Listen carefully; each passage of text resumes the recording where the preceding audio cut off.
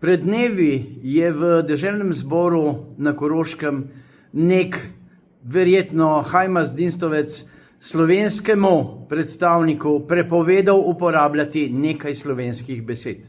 Skočil je po konci in smrtniku rekel, da nima pravice govoriti slovensko. Pa kaj se gremo? In kje je tukaj Fajonka? Sem čakal par dni, če bo kakšna reakcija. Nič od nič. Fajonki dol visi za slovenski jezik. Uvajala bi albanščino v šole, učila bi učiteljice naše albanščine in podobne zadeve. Migrantom bi nudila vse.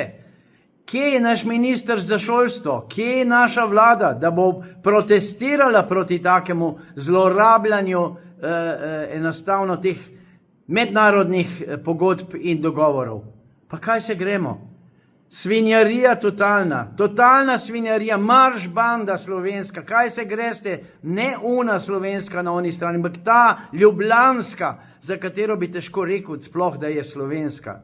Po drugi strani pa 185,5 približno milijonov evrov so dali Fajonova in Golob in njeni prijatelji in njegovi prijatelji migrantom od leta 2022 naprej.